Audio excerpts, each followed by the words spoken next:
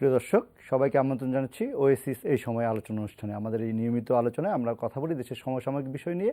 আজকে আমরা আলোচনার বিষয় হিসেবে রেখেছি দেশের বড় রাজনৈতিক দলের জাতীয় সম্মেলন। তিনটি রাজনৈতিক দল, আওয়ামী লীগ, বিএনপি এবং জাতীয় পার্টির ফেব্রুয়ারি মাসে জাতীয় পার্টি এবং মার্চ মাসে আওয়ামী লীগ এবং বিএনপির জাতীয় সম্মেলন হওয়ার কথা রয়েছে। সেটি নিয়ে আমরা আলোচনার জন্য ডেকেছি ডক্টর জিনাত হুদা, সমাজবিজ্ঞান বিভাগের অধ্যাপক ঢাকা বিশ্ববিদ্যালয়, এবং রাষ্ট্রবিজ্ঞান বিভাগে ঢাকা বিশ্ববিদ্যালয়ের অধ্যাপক ফেরদৌস হোসেন। আপনাদের দুজনকে স্বাগত আমাদের এই অনুষ্ঠানে। আমরা কথা বলবো দুই দলের রাজনৈতিক বিষয় এবং তাদের সম্মেলন। আমি আপনাকে দিয়ে শুরু করতে চাই। ডক্টর জিনাত হুদা, কীভাবে দেখেন এই দুইটি বড় দলের সম্মেলনকে? ধন্যবাদ প্রণব দা। আসলে দুটো দলের যে সম্মেলন অনুষ্ঠিত হতে যাচ্ছে আমি মনে করি অত্যন্ত গুরুত্বপূর্ণ বিষয়, এবং আমরা যারা দলের বাইরে আছি সাধারণ জনগণ, আমাদের জন্য এটি গুরুত্বপূর্ণ। আমি মনে করি এটা একটি প্রত্যাশার জায়গা আসলে তৈরি করে, কারণ দলগুলোই তো আমাদেরকে নেতৃত্ব দিচ্ছে। আমাদের রাষ্ট্র পরিচালনার ক্ষেত্রে দুটো দলই আসলে ভূমিকা রেখে গিয়েছে, যদিও জাতীয় পার্টিও আরেকটি দল আছে, তারাও ক্ষমতায় ছিল।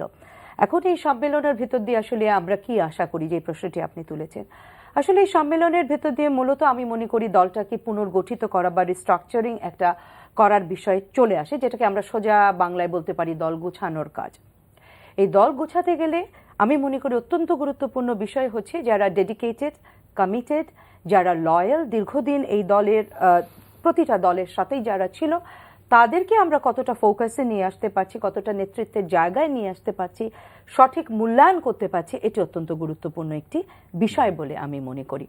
ঠিক একইভাবে আমি মনে করি নতুন একটি নেতৃত্ব আসাও প্রয়োজন, কারণ একটি দলকে আপনি যতটা প্রাণবন্ত সতেজ করে রাখতে চাইবেন আগামী দিনের ভবিষ্যতের জন্য, আপনাকে কিন্তু নবীন প্রবীণের ভেতরে একটা সমন্বয় আপনাকে সাধন করতেই হবে, কারণ প্রত্যেকটা দলেরই কিছু উইংস আছে। আমি যেটা বলছিলাম আসলে স্টুডেন্ট উইং বলেন, তারপরে মহিলা দল বলেন, শ্রমিক দল বলেন, সবাই আছে। এখন তাদের গঠনতন্ত্র অনুযায়ী সহযোগী সংগঠন, যদিও আমরা বলছি সেইভাবে অ্যাফিলিয়েটেড এই দলগুলো আছে, কিন্তু আমি যেটা বলতে চাচ্ছি আসলে নারী, পুরুষ, শ্রমিক, কৃষক, সব সমাজের নানা পেশাজীবী সংগঠনগুলোকে নিয়ে এই বড় দলগুলো কিন্তু গড়ে উঠেছে এবং তারা নেতৃত্ব দিচ্ছে। এই যে বিষয়গুলোকে নিয়ে আসা, এবং আমি যেটাকে সবচেয়ে, আপনি যদি আমাকে জিজ্ঞেস করেন আমি কোনটাকে সবচেয়ে গুরুত্বপূর্ণ দিব, আমি একটি বিষয়কে সবচেয়ে গুরুত্বপূর্ণ মনে করি, যে ডেডিকেশন। যারা এই দলটির প্রতি কমিটেড, যারা দীর্ঘদিন সংগ্রাম করেছে, এই দলগুলো তাদেরকে কোথায় জায়গা দিচ্ছে, এটি গুরুত্বপূর্ণ একটি বিষয়। কারণ দল যখন ক্ষমতায় থাকে, আমরা দেখি, যে দলই থাকুক সেটি, আমরা দেখি যে বেশ কিছু সুবিধাবাদী, সুবিধাভোগী, নব্য, নতুন গজিয়ে ওঠা, ভুইফোর নানা সংগঠনের লোকজন কিন্তু এই দলগুলোর মধ্যে এসে যায়, ক্ষমতার কেন্দ্রবিন্দুতে তারা যে কোনো না কোনোভাবে তারা চলে যাবার চেষ্টা করে।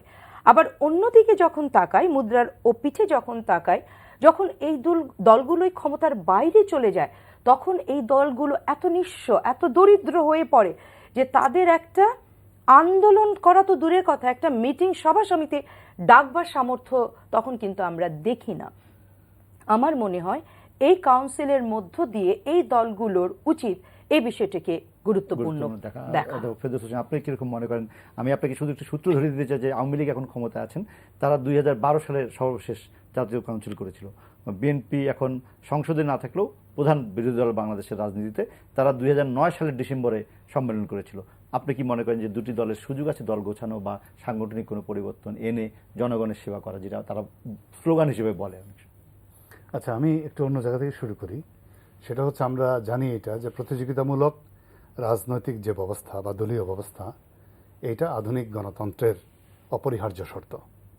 কারণ গণতন্ত্র মানেই হলো যে সেখানে রাজনৈতিক প্রতিযোগিতা থাকবে, আর এই প্রতিযোগিতাটা হয় রাজনৈতিক দলের মাধ্যমেই। এটাই হচ্ছে গণতান্ত্রিক রাজনীতির বাস্তবতা। এখন আপনি যদি এইভাবে দেখেন যে বাংলাদেশের যে রাজনীতি, আমরা যদি 1991 থেকে ধরি, আগের আপনি দেখবেন যে ক্ষমতার যে পরিবর্তন, এটা কিন্তু 91 থেকে আজ পর্যন্ত দুইটি দলের মধ্যেই হয়েছে, বিএনপি এবং আওয়ামী লীগের মধ্যে হয়েছে। আপনি উন্নত গণতান্ত্রিক রাষ্ট্রগুলোতে দেখেন, মার্কিন যুক্তরাষ্ট্র, আমি পুঁজিবাদী গণতন্ত্রের কথাই বলছি, মার্কিন যুক্তরাষ্ট্রে, ইউকেতে, এইসব দেশেও কিন্তু আপনি দেখবেন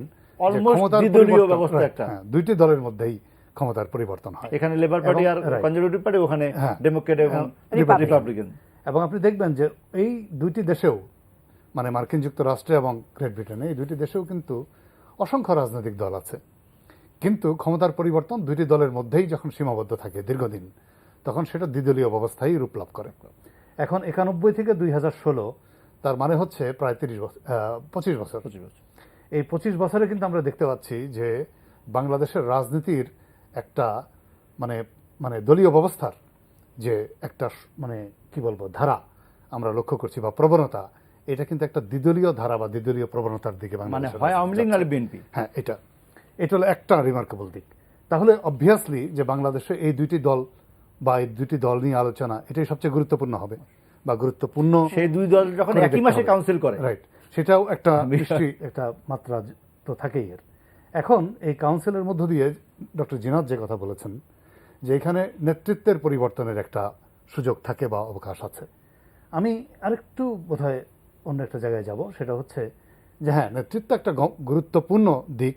এই কাউন্সিলের মধ্য দিয়ে এটা পরিবর্তন হয়, নতুন নেতৃত্ব আসে বা নবীন প্রবীণের সমন্বয়ে একটা নতুন নেতৃত্বের অবস্থা তৈরি হয়, এটা যেমন সত্য। পাশাপাশি যেটা হয় যে এই জাতীয় কাউন্সিলের মধ্য দিয়ে যে কোনো রাজনৈতিক দলের গঠনতান্ত্রিক পরিবর্তন বা তাদের যে দলীয় সংবিধান, তারও পরিবর্তন কিন্তু এই কাউন্সিলের মধ্য দিয়ে হয় এবং কাউন্সিল কর্তৃক অনুমোদিত হতে হয়। এটা হলো একটা গুরুত্বপূর্ণ দিক। আরেকটা গুরুত্বপূর্ণ দিক হচ্ছে যে কোনো রাজনৈতিক দলের যে ঘোষণাপত্র, যেটাকে আমরা ম্যানিফেস্টো বলি, দলীয় ম্যানিফেস্টো, সেইটাও কিন্তু এই কাউন্সিলের মধ্য দিয়েই সংশোধিত হতে পারে। পরিবর্তিত পরিস্থিতিতে যদি এইটা পরিবর্তন করার প্রয়োজন হয়, তাহলে সেটাও কিন্তু এই কাউন্সিলের মধ্য দিয়েই করতে হয়। সেটাই সর্বোচ্চ ফোরাম, এটা রাইট। তার মানে কি যে একটা দলের গঠনতন্ত্র পরিবর্তন, তার ঘোষণাপত্র পরিবর্তন এবং নেতৃত্ব পরিবর্তন, এই তিনটেই কিন্তু অপরিহার্য হয়ে ওঠে। কারণ সময়ের পরিবর্তনের সাথে সাথে নতুন ডিমান্ড তৈরি হয় সোসাইটিতে, মানুষের নতুন এক্সপেকটেশন তৈরি হয়, দলের ভিতরেও তৈরি হয়, বাইরেও তৈরি হয়, আন্তর্জাতিক বাস্তবতা পরিবর্তন হয়। সেই পরিবর্তনটা খুব বেশি প্রয়োজন এখন। আমি বলি হ্যাঁ, অবশ্যই প্রয়োজন এই কারণে যে আপনি দেখবেন যে পৃথিবী প্রতিনিয়ত পরিবর্তন হচ্ছে, আন্তর্জাতিক বাস্তবতা পরিবর্তন হচ্ছে, আঞ্চলিক বাস্তবতা পরিবর্তন হচ্ছে, জাতীয় বাস্তবতা পরিবর্তন হচ্ছে, দলের ভিতরের বাস্তবতাও পরিবর্তন হচ্ছে। কাজেই যখন এই পরিবর্তনগুলো হয়, সেই পরিবর্তনের সাথে আপনাকে যদি খাপ খেয়ে নিতে হয়, যদি আপনার দলকে যুগোপযোগী করতে হয় বা সময় উপযোগী করতে হয়, তাহলে তো অবশ্যই সেই পরিবর্তনকে আপনাকে অ্যাড্রেস করতে হবে। আপনি কিরকম পরিবর্তন মনে করেন? আওয়ামী লীগের জন্য কেমন পরিবর্তন চান আর বিএনপির কেমন পরিবর্তন চান? অবশ্যই আমি মনে করি যে এখানে একটা গুণগত এবং পরিমাণগত দুই দিক থেকে পরিবর্তন হওয়া দরকার। এবং এই পরিবর্তনটা কিভাবে হতে পারে সেটা হলো, এক, যেটা ডক্টর জিনাত বলেছেন যে নেতৃত্বে পরিবর্তন দরকার। কারণ আমরা জানি, আপনি লক্ষ্য করবেন যে একটা দলে যখন 5 বছর আগে কেউ নেতা হয় বা নেত্রী হয়, 5 বছর পরে কি হয়? যেমন কেউ যদি ধরেন 60 বছর বয়সে কোন একটা পদে আসীন হন, সাংগঠনিক সম্পাদক হলেন বা যেমন বিএনপির আপনি বললেন যে 2009 সালে সম্মেলন হয়েছিল, 2016, মানে 7 বছর হয়ে গেছে।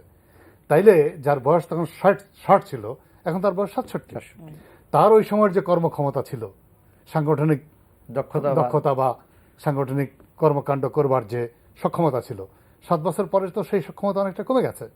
আবার উল্টো দিক থেকে আমি বলি, তখন যার বয়স ছিল 45 বছর ধরেন, এখন তার বয়স তো 52 বছর, সে আরো পরিপক্ক হয়েছে। তার মানে সে পরিপক্ক হয়েছে, তার অভিজ্ঞতা বেড়েছে, তার বয়সের সাথে সাথে তার শিক্ষা বেড়েছে, অনেক কিছুই বেড়েছে।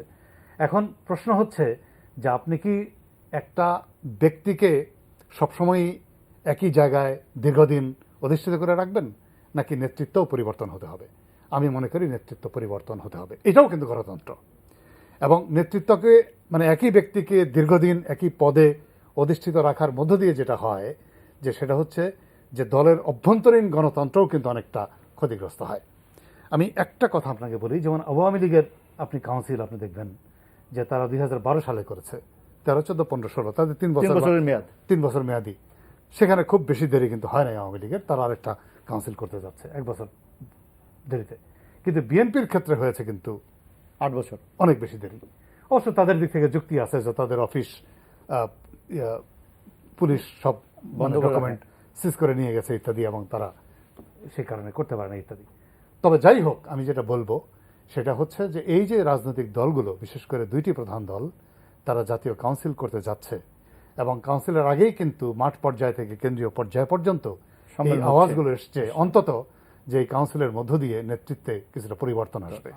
এটাকে আমি একটা কথা বলে শেষ করে দিই, পজিটিভলি দেখি। আর একটা বিষয় হচ্ছে, আপনি লক্ষ্য করবেন যে বিএনপির একটা আমি খুব গুরুত্বপূর্ণ পরিবর্তন আমার দৃষ্টিতে এসছে। সেটা হলো এই প্রথম আমি দেখলাম যে সিলেট জেলাতে বিএনপির কাউন্সিলের মধ্য দিয়ে যে নেতৃত্ব এসছে, নতুন নেতৃত্ব, সেটা এসছে ভোটের মাধ্যমে। কাউন্সিলররা ডাইরেক্ট ভোট দিয়ে তাদের সেখানে নেতৃত্ব নির্বাচিত করেছে।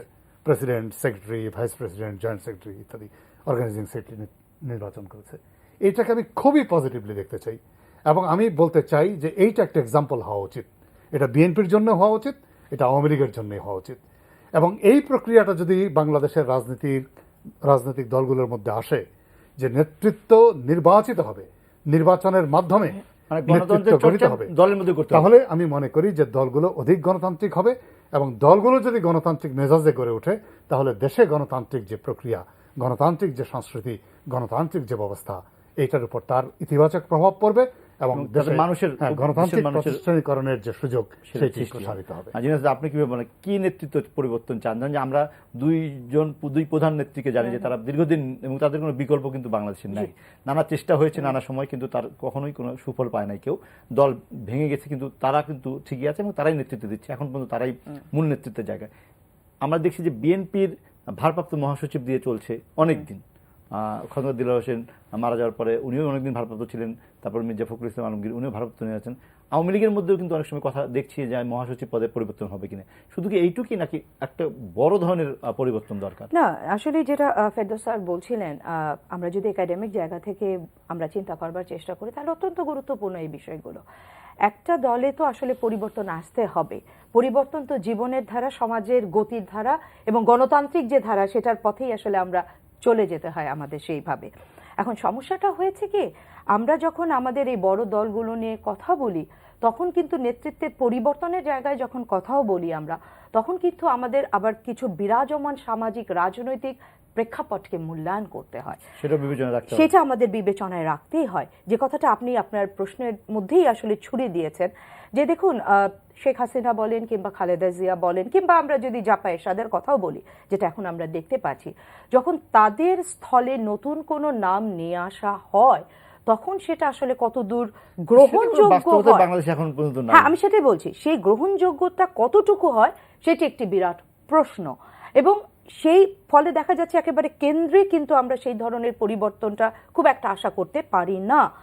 যদিও কিন্তু আমি বলবো যে বর্তমান প্রধানমন্ত্রী এবং যিনি এখন মাঠের নেত্রী আছেন খালেদা জিয়া, তারাও কিন্তু একসময় একটা ঐতিহ্যগত কারণে, পারিবারিক কারণে তারা এসেছিলেন, কিন্তু তারাও কিন্তু একটা দীর্ঘ রাজনৈতিক প্রক্রিয়ার ভিতর দিয়ে নিজেদেরকে গড়ে তুলেছেন। এটি কিন্তু আমাদের অবশ্যই স্মরণ করা উচিত। প্রধানমন্ত্রী এবং আওয়ামী লীগ সভানেত্রী শেখ হাসিনা 1981 সালে এবং অনেক চড়াই উতরাই কিন্তু তাদেরকে পাড়ি দিতে হয়েছে। 1982 সালের পরপরই উনি দায়িত্ব নিয়েছেন। দুজনকেই কিন্তু অনেক চড়াই উতরাই পাড়ি দিতে হয়েছে, এটি আমার মনে হয় মনে রাখা উচিত। আমি এই জন্য বললাম যে এই যে তারাও কিন্তু নতুন নেতৃত্ব ছিলেন, আমি আসলে এই পয়েন্টটাই বলবার চেষ্টা করছি, যখন তারা এসেছিলেন তারা কিন্তু নতুন নেতৃত্ব ছিলেন। সেই সময় কিন্তু আওয়ামী লীগ বলেন, বিএনপি বলেন, তখন অনেক কি বলবো ডাকসাই নেতৃত্ব ছিল একদম, এবং তাদের অনেক ত্যাগ তারা করেছেন, অনেক তারা দেখেছেন, অভিজ্ঞতার ঝুলি অনেক পরিপূর্ণ ছিল, অনেক নেতৃত্ব ছিলেন। কিন্তু তাদের সকলকে পিছনে ফেলে এই যে দুজন মহিলা এগিয়ে গেলেন, এটি অবশ্যই বলতে হবে তাদের যোগ্যতা, তাদের নেতৃত্ব, তাদের গুণাবলী, তাদের সাহসিকতা এবং এগিয়ে যাবার যে একটি তেজি মানসিকতা, এই বিষয়টা কিন্তু আমাদের স্মরণ রাখা দরকার।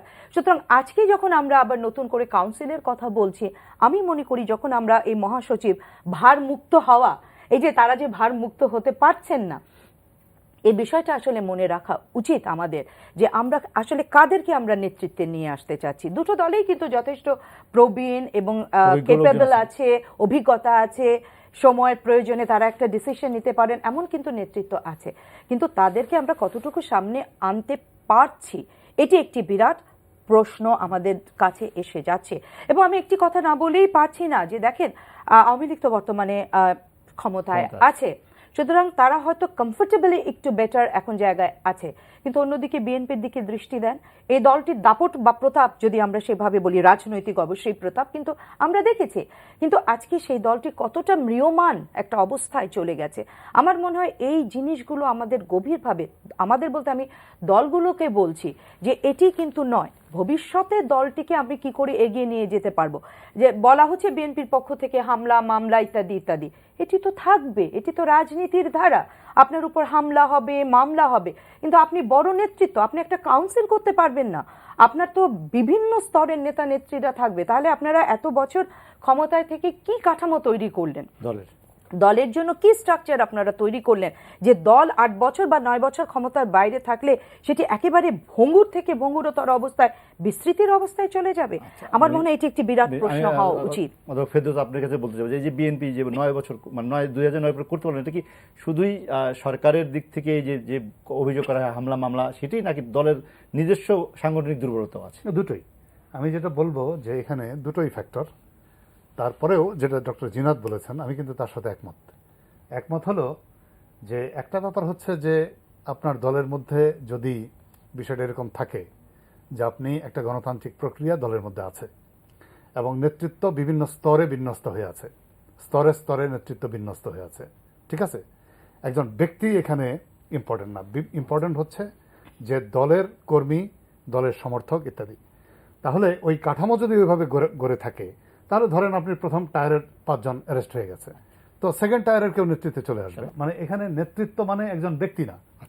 আমার কথা হচ্ছে যে দলের মধ্যে এমন একটা কাঠামো থাকতে হবে, এমন একটা প্রক্রিয়া থাকতে হবে যে একজন তো মারাও যেতে পারে, যে মৃত্যুবরণ করলে তাহলে তার নেক্সট নাম, যেমন ধরেন একটা জেলা কমিটিতে হয়তো 10 জন ভাইস প্রেসিডেন্ট আছে, ওকে, প্রেসিডেন্ট অ্যাবসেন্ট, অ্যারেস্টেড, ধরেন সে মারা গেলেন, তাহলে ভাইস প্রেসিডেন্ট নাম্বার 1 উনি অ্যাক্টিং প্রেসিডেন্ট হিসেবে দায়িত্ব পালন করবেন।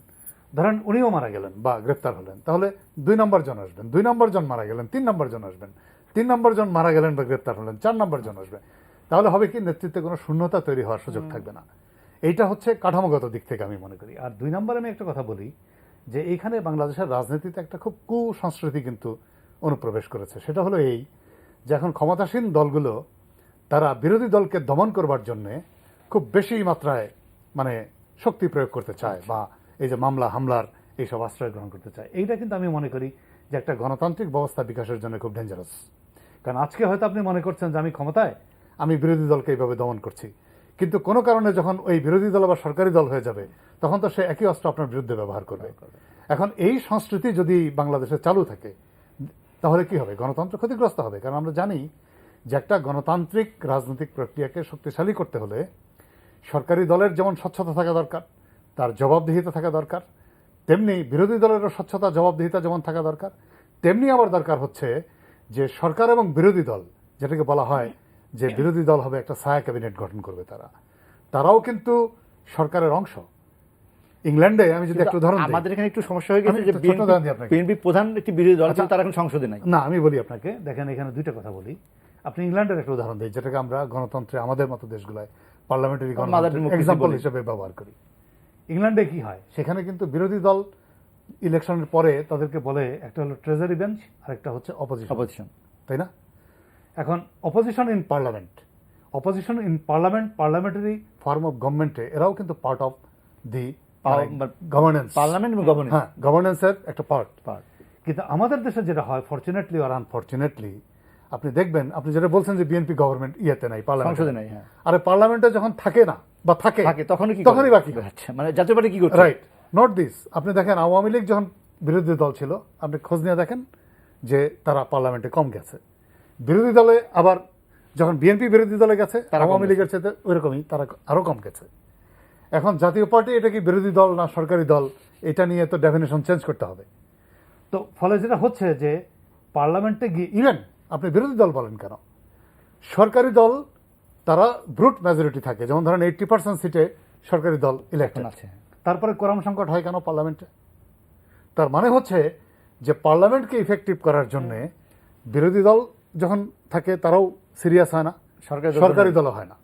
তার মানে এইখানে আমাদের খুব গভীরে কিন্তু যাওয়ার একটা ব্যাপার আছে, যে তাহলে কি আমাদের পার্লামেন্টগুলো একটা ব্যবসায়ীদের ক্লাবে পরিণত হচ্ছে? কিছুটা তো অভিযোগ করে না। এই যে প্রশ্নগুলো ওঠে, এই প্রশ্নগুলোর তো একটা জবাব আমাদের বের করতে হবে, তাই না? তার মানে পার্লামেন্টকে যদি আপনি ইফেক্টিভ করতে চান এবং গণতান্ত্রিক ব্যবস্থার বা পার্লামেন্টারি গণতান্ত্রিক ব্যবস্থার কেন্দ্রবিন্দুতে পরিণত করতে চান, তাহলে প্রতিষ্ঠান হিসাবে এটাকে ইফেক্টিভ করতে হবে। এবং এই ইফেক্টিভ করার দায়িত্ব সরকারি দলেরও আছে, এই দায়িত্ব বিরোধী দলেরও আছে। কিন্তু আমরা লক্ষ্য করছি যে এই দায়িত্ব সরকারি দলও সঠিকভাবে পালন করে না, বা সরকারি দলের সদস্যরা করে না, বিরোধী দলও করে না, যে কারণে পার্লামেন্ট প্রতিষ্ঠান হিসাবে সবসময় দুর্বল থেকে যাচ্ছে। এবং এই দুর্বলতার কারণে পার্লামেন্টারি গণতন্ত্র এখানে শক্তিশালী ভিত্তির উপর দাঁড়াতে পারছে না। এটা হলো এক। 2 নম্বর, আমি জিনাতের সাথে একটু ভিন্ন মত পোষণ করি, তার মূল স্পিরিটের সাথে একমত থেকেও। যেমন এখানে আওয়ামী লীগ এবং বিএনপির 2 নেত্রীর কথা জিনাত বললেন, এটা সত্য যে বাংলাদেশের কালচারের মধ্যে এই সমস্যা আছে। এটা শুধু বাংলাদেশ না, এটা আমাদের মতো অনুন্নত দেশগুলোর রাজনীতি। যেমন মিয়ানমারে আপনি দেখেন অং সান সুচি তো তার দলে দীর্ঘদিন ধরে এই নেতৃত্ব। ভারতেও কংগ্রেসে এই প্রবণতা অনেকদিন ধরে ছিল। আচ্ছা, ছিল। কিন্তু এটা কি চিরস্থায়ী হতে পারে? এটা কি সেই কর্নওয়ালিসের চিরস্থায়ী বন্দোবস্তের মতো হতে পারে না। আপনি দেখেন যে শেখ হাসিনা 34 বছর ধরে, খালেদা জিয়া 33 বছর ধরে তাদের পার্টির প্রধান হিসেবে দায়িত্ব পালন করছেন। তারা তো সফল হয়েছেন। হোক, সফলতা ব্যর্থতার হিসাবে আমি যাব না। আরেকজন যে সফল হতো না আপনি কি করে বুঝতে পারছেন? তার মানে হলো যে এটা একটা প্রক্রিয়ার বিষয়। আপনি দলের মধ্যে গণতন্ত্র আনেন, আর আপনি তো আমেরিকার সংবিধানের কাহিনী জানেন যে তারা সংবিধানের মধ্যে কিন্তু এটা সংযোজন করে দিয়েছে যে কোনো ব্যক্তি 2 টার্মের বেশি প্রেসিডেন্ট পদে প্রতিদ্বন্দ্বিতা করতে পারবে না। কেন করেছে? কারণ তারা ভেবেছে যে এইটা যদি করতে পারে অনেক পপুলার লোক কিন্তু চলে আসে, যেমন রুজভেল্টের ক্ষেত্রে হয়েছিল এরকম। তাহলে কি হয় যে একই লোক 3 বার 4 বার 5 বার হয়তো প্রেসিডেন্ট হয়ে যাবে।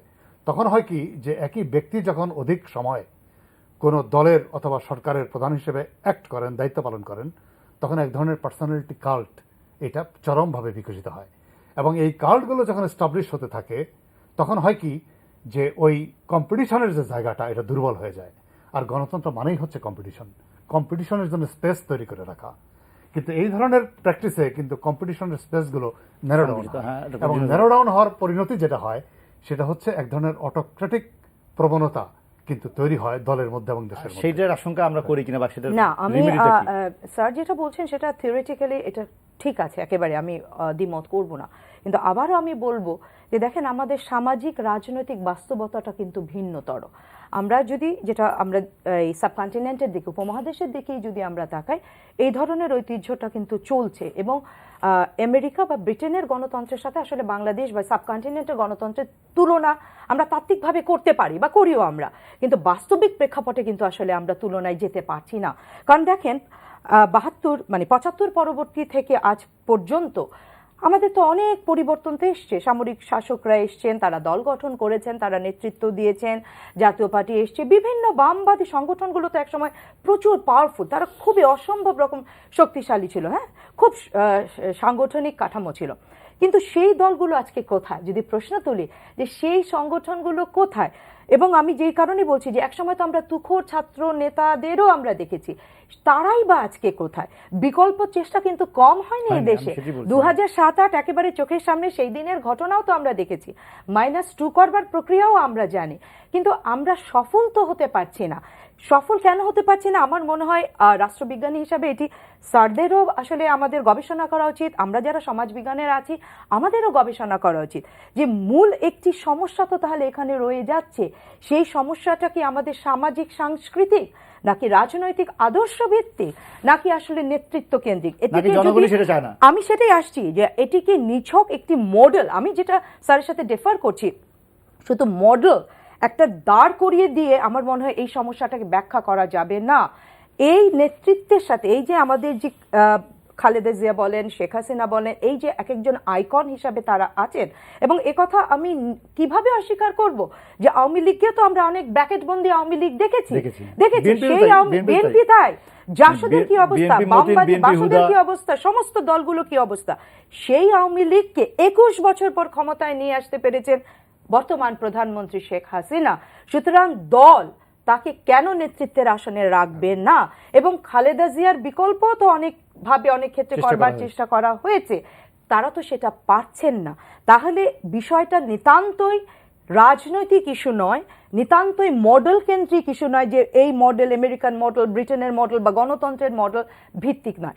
বিষয়টির সাথে আরেকটি বিষয় আছে বিশেষভাবে বাংলাদেশের ক্ষেত্রে, এখানে একটি রাজনৈতিক সামাজিক বিষয় আছে। বাংলাদেশের মুক্তিযুদ্ধ আছে, মুক্তিযুদ্ধের আদর্শ আছে, বঙ্গবন্ধুর ভূমিকা আছে, ৭৫-এর কালো মেঘের ইতিহাস আছে। এই বিষয়গুলোর সাথে এই দুই নেতৃত্বের সম্পর্কটি এমনভাবে জড়িয়ে আছে যে আপনি চাইলেও কিন্তু আপনি ইচ্ছে করলেই এই নেতৃত্বে এখন চাচ্ছে প্রশ্নটা হচ্ছে কে চাচ্ছে, জনগণকে আজ পর্যন্ত কোনো প্রশ্ন তুলেছে কিনা। সেই যদি তুলতো নেতৃত্ব, যদি যেই নেতৃত্ব যদি এরকমই ব্যর্থ হতো, হ্যাঁ আমি অস্বীকার করব না যে নেতৃত্ব নেই, অবশ্যই অনেক তরুণ অনেক প্রবীণ নেতৃত্ব আছে, কিন্তু এটা তো অনস্বীকার্য বা এটা তো চরম বাস্তবতা যে সেই নেতৃত্ব আওয়ামী লীগকে ক্ষমতায় আনতে পারেনি। এবং আজকে বিএনপি কি অবস্থা, কি একটা পর্যায়ে বিএনপির মতো একটি শক্তিশালী দল কি অবস্থায় চলে গেছে, সেখান থেকে তারা উত্তরণের কোনো পথ খুঁজে পাচ্ছে না। এই বিষয়টা আমার মনে হয় রাষ্ট্রবিজ্ঞানীদের একটু অ্যানালাইজ করা উচিত। সেই উত্তরণের পথ দেখাবে বিএনপি। আচ্ছা, আমি একটু বলি যে জিনাতের কথার একটা পয়েন্টের সাথে আমি একমত যে আমাদের নিজস্ব কিছু সামাজিক সাংস্কৃতিক বাস্তবতা আছে, এগুলো নিয়ে আমার মনে হয় ডিটেলস আলোচনার সময় আমাদের নাই। কারণ হচ্ছে এটা আলোচনা করতে গেলে আমাদের নৃতত্ত্ব, আমাদের সামাজিক ইতিহাস, রাজনৈতিক ইতিহাস অনেক পেছনে আমাদের যেতে হবে, এগুলো নিয়ে তো আমাদের আলোচনার সুযোগ নেই। তবে আমি খুব সাদামাটাভাবে কিছু কথা বলি, সেটা হচ্ছে যে আপনি যদি আঞ্চলিক বাস্তবতায় দেখেন, আপনি দেখবেন যে দুইটা দেশে কিন্তু কিছুটা পরিবর্তন এসছে, আমাদের খুব কাছাকাছি দুইটা দেশ, একটা হচ্ছে নেপালে আর একটা হচ্ছে শ্রীলঙ্কাতে। যে দল আছে কিন্তু ওখানে নেপালি কংগ্রেস আছে, কমিউনিস্ট পার্টি আছে, তারপরে শ্রীলঙ্কাতে ফ্রিডম পার্টি আছে, ন্যাশনাল কি পার্টি ওদের নাম, কোনটা স্যার? শ্রীলঙ্কার ন্যাশনাল ডেমোক্রেটিক পার্টি বলে, এই জাতীয় নাম আর কি। যাই হোক, তো ওদের এখানে কিন্তু নেতা পরিবর্তন হচ্ছে, একই ব্যক্তি কিন্তু চিরদিন ক্ষমতায় থাকছে না। বা না, অসুবিধা আছে, এটা প্রধানমন্ত্রী হচ্ছে না। সেটা হলো এই যে আপনি দেখবেন যে এই পরিবর্তনটা আপনি গণতন্ত্রের সাথে প্রয়োজনীয়। যেমন আপনি দেখবেন যে একটা সমাজে কিন্তু পরিবর্তন ঘটে, সামাজিক প্রত্যেকটা প্রতিষ্ঠানের পরিবর্তন ঘটে। যেই সব প্রতিষ্ঠানের পরিবর্তন ঘটে না, এগুলো হচ্ছে একটা ফিউডাল সিস্টেমের পরিবর্তন ঘটে না। যেমন দেখবেন পীর সাহেবের ছেলে পীর হয়, এক ধরনের অ্যাসক্রিপটিভ লিডারশিপ, পীরের ছেলে পীর হয়, রাজার ছেলে রাজা হয়, সম্রাটের ছেলে সম্রাট হয়। এই অ্যাসক্রিপটিভ লিডারশিপের যে প্যাটার্ন বা যে এটা কিন্তু এর মধ্যে দিয়ে যদি 91 সালের পরে যদি দেশের আমার পজিশনটা আমি ক্লিয়ার করি। আরেকটা হচ্ছে যে অ্যাচিভমেন্ট ওরিয়েন্টেড লিডারশিপের দিক থেকে যদি আপনি যান, যেটা আধুনিকতা যেটাকে মানে গ্রহণ করে, গণতন্ত্র যেটাকে গ্রহণ করে, তাহলে সেই অ্যাচিভমেন্টের যে স্কোপগুলো, এটা আপনি কি করছেন যে স্ট্রাকচারালি আপনি একটা ফিডাল বা ওই অথরিটেরিয়ান স্ট্রাকচারটাকে আপনি রেখে দিচ্ছেন পার্টির মধ্যে, বা আপনি এই কালচারটাকে পরিবর্তন করতে চাচ্ছেন না। আপনি পৃথিবীর অনেক দেশের সামাজিক আন্দোলনগুলো দেখেন, সাংস্কৃতিক আন্দোলনগুলো দেখেন, যে আপনি যেটা বলছেন যে অধিকাংশ মানুষ চায়, অধিকাংশ মানুষ তো চার্চকেও চেয়েছে একটা সময়, যে চার্চ প্রবল ক্ষমতাশালী ছিল এবং সেই ক্ষমতাশালী চার্চের পক্ষে তো মানুষ ছিল। কিন্তু যখন আপনি প্যারি বিশ্ববিদ্যালয়কে কেন্দ্র করে, অক্সফোর্ড বিশ্ববিদ্যালয়কে কেন্দ্র করে যে স্কলাস্টিক মুভমেন্ট হয়, আমি কিন্তু এই রেফারেন্সগুলোতে যাচ্ছি ইচ্ছা করি, যে তখন হয় কি অল্প কিছু লোক, এবং এই লোকগুলো আস্তে আস্তে কি করেছে, আলো জ্বালিয়ে এটা ছড়িয়ে দিয়েছে সমাজের মধ্যে। তারপরে কিন্তু সমাজে পরিবর্তন এসছে, একটা জেনারেশনে পরিবর্তন এসছে, চিন্তায় পরিবর্তন এসছে, দৃষ্টিভঙ্গিতে পরিবর্তন এসছে, আচরণে পরিবর্তন এসছে। সেই পরিবর্তনের ফলে কিন্তু ফিউডালিজমের পরিবর্তন, সেই পরিবর্তনের ফলে কিন্তু রাজতন্ত্রের পরিবর্তন, সেই পরিবর্তনের ফলে কিন্তু গণতন্ত্র, সেই পরিবর্তনের ফলে কিন্তু আধুনিকতা। আমার কথা হচ্ছে যে আমি কি চিরদিন এটা চিরস্থায়ী বন্দোবস্ত হিসেবে রাখবো, যে আজকে খালেদা জিয়া, তারপরের দিন তার ছেলে, তারপরের দিন তার নাতনি, তারপরের দিন তার পুত্র, তারপরে শেখ হাসিনা তার পুত্র বা তার পুত্র তার পৌত্র, এইভাবে কি চলতে থাকবে? কিন্তু বিকল্প না থাকলে কি করবেন? না, বিকল্প, কাঠামোগত বিকল্প আগে আপনাকে তৈরি করতে হবে। আপনি প্রথমে যদি কাঠামোগত বিকল্প তৈরি করেন, তাহলে সেই কাঠামোই বলে দিবে আপনাকে কোথায় ওই কাঠামোর ভিতর দিয়ে নতুন নেতৃত্ব কিভাবে তৈরি হবে। আর কাঠামোগত পরিবর্তন যদি আপনি না আনেন, স্যার যেটা বলেছেন সেটা ঠিক আছে তাত্ত্বিকভাবে, কিন্তু আরেকটি বিষয় যে স্যার যে উদাহরণগুলো নিয়ে আসলেন, যে কিছু লোককে কিন্তু, কিছু আলোকিত বা এনলাইটেন্ড লোককে কিন্তু এগিয়ে আসতে হবে এই পরিবর্তনের জন্য। এখন প্রশ্ন হচ্ছে আমাদের দেশে তো সেই ধরনের লোক এগিয়ে আসছে না। এখন প্রশ্ন দুটো, কেন আসছে না? উত্তরটা তাহলে ওটাই হচ্ছে যে এই নেতৃত্বের যে তাদের যে সফলতাগুলো আপাততর কথা আমি বলছি, ভবিষ্যতের কথা বলছি না, তারা এই নেতৃত্বের সফলতাটাকেই তারা হাইলাইট করছেন বা সেটাকে আঁকড়ে ধরে নিজেদের অস্তিত্ব, আমি বরং উল্টাভাবে বলবো, এমনও তো মানে বিষয়টা কি এমন নয় যে আওয়ামী লীগ বা বিএনপি আসলে এই দুটো পরিবারকে ধরে রেখে নিজেদের অস্তিত্বকে টিকিয়ে রাখছেন? সুতরাং দলগতভাবে তাদের কাছে কোনটি গুরুত্বপূর্ণ, নিজের অস্তিত্ব টিকিয়ে রাখা নাকি নতুন একটি এক্সপেরিমেন্টের ভেতর দিয়ে একটা নতুন নেতৃত্বকে নিয়ে এনে আরেকটি কোনো ধরনের বিপদের মুখে চলে যাওয়া এবং দেশকেও বিপদের মুখে নিয়ে যাওয়ার একটা বিষয় কি আসবে না? এই প্রশ্নগুলো আছে, কারণ আমরা তো এখনো পর্যন্ত সেই ধরনের আলোকিত এনলাইটেন্ড মানুষ পাইনি যারা এই বিষয়গুলোকে ধাক্কা দিয়ে নতুন একটা কাঠামোকে নিয়ে আসবার মতো মানে নেতৃত্ব, যেমন ধরেন বঙ্গবন্ধুর নেতৃত্ব, এই ধরনের নেতৃত্ব তো এখন পর্যন্ত উঠে আসে না। যদি উঠে আসতো তাহলে নিশ্চয়ই এই নেতৃত্বগুলো চ্যালেঞ্জ হতো। যতদিন পর্যন্ত এই ধরনের নেতৃত্ব, কারিশমেটিক নেতৃত্ব না আসবে বা আলোকিত নেতৃত্ব না আসবে, ততক্ষণ পর্যন্ত আপনি কিন্তু আসলে তাত্ত্বিক আলোচনায় কোনো লাভ হবে না। এক মিনিট আমি আলোচনার সুযোগ পাবি। জিনাতুলের কাছে জানতে চাই যে এই যে ক্ষমতাসীন দল, সেই ক্ষমতাসীন দলের আচরণের কারণে তাদের কর্মকাণ্ড সরকারের জনপ্রিয়তার হ্রাস পায়, কমে যায়, পরবর্তীতে নির্বাচনে তার একটি বড় ধরনের প্রভাব পড়ে। ক্ষমতাসীন দল হিসেবে আওয়ামী লীগের কাউন্সিলে সেই জিনিসটা অ্যাড্রেস করা উচিত কিনা? অবশ্যই উচিত। আমি তো প্রথমেই বলেছি যে বিএনপির যে বর্তমান অবস্থা, এটি থেকে আমাদের সবার শিক্ষা নেওয়া উচিত।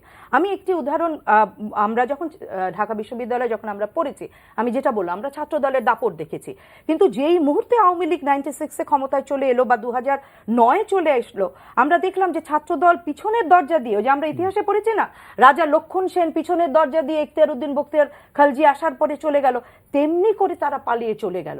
এটি প্রত্যেকটি দলের শিক্ষা নেওয়া উচিত যে আসলে কারা আপনাদের সাথে আছে, ডেডিকেটেড কমিটেড আছে, এবং ভবিষ্যতে কারা এই দলটিকে, এই মুক্তিযুদ্ধের আদর্শের দলটিকে, বঙ্গবন্ধুর দলটিকে কারা এগিয়ে নিয়ে যাবে, এবং যারা জাতীয়তাবাদী বিএনপির আদর্শে বিশ্বাস করে তারা আসলে কতটুকু এখনো পর্যন্ত খালেদা জিয়ার সাথে আছে। আপনি কি যদি শেষ করেন? হ্যাঁ, আমি তাই মনে করি মানে কাউন্সিলে সেটা করা উচিত। আমি সেটাই বলি। আমি যেটা বলতে চাই সেটা হলো, শুনেন, এখানে নানা প্রশ্ন থাকে, যেমন একক নেতৃত্ব, যৌথ নেতৃত্ব ইত্যাদি। আমরা পৃথিবীর বিভিন্ন দেশে যৌথ নেতৃত্বের কাঠামো দেখেছি, একক নেতৃত্বের ডিমেরিটসও কিন্তু আমরা অনেক জানি। যেমন এটা হিটলার মুসোলিনির ক্ষেত্রে আমরা দেখেছি, স্ট্যালিনের ক্ষেত্রে দেখেছি, যে অতি ক্যারিসমা, অতি এম্পাওয়ারমেন্ট, অতি ব্যক্তিকেন্দ্রিকতা, এগুলা কিন্তু আবার মানে বড় ধরনের এক ধরনের মানে একটা ফ্যাসিস্ট প্রবণতা তৈরি করে দেয় রাজনীতির মধ্যে বা রাষ্ট্রের মধ্যে, সমাজের মধ্যে। এটারও কিন্তু বিপজ্জনক দিক আছে। তবে আমি যেটা বলবো যে, আচ্ছা শেষ করেন, যদি আপনি যে বিএনপি সেই সুযোগ আছে কিনা সেটা আমি বলি আপনাকে, যে জিনাতের সাথে এটা একমত হবো যে হ্যাঁ, সমাজের মধ্যে তো এই চেতনাগুলো বিকশিত হতে হবে, এবং সেটা দুইটা হতে পারে। একটা হলো রাজনৈতিক দলের ভিতর থেকে এই চেতনার একটা স্ফুরণ ঘটতে পারে, বা রাজনৈতিক দলের বাইরে থেকেও সেই চেতনার বিকাশ ঘটতে পারে, যার প্রভাব রাজনৈতিক দলের উপর পড়তে পারে।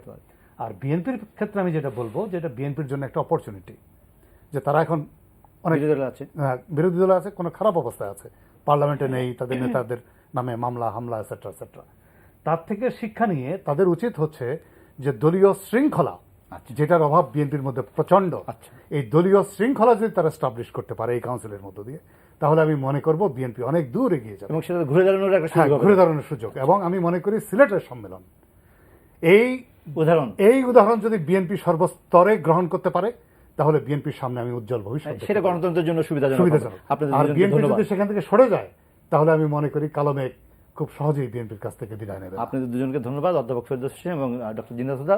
দর্শক, আপনাদেরও ধন্যবাদ আমাদের সঙ্গে থাকার জন্য। আমরা অনুষ্ঠানটা শেষ করব, তবে তার আগে জানিয়ে দিতে চাই, এই অনুষ্ঠানটি অনলাইনে দেখতে হলে আপনাদেরকে ভিজিট করতে হবে www.ntvbd.com। আমাদের সঙ্গেই থাকুন, সবাই ভালো থাকুন।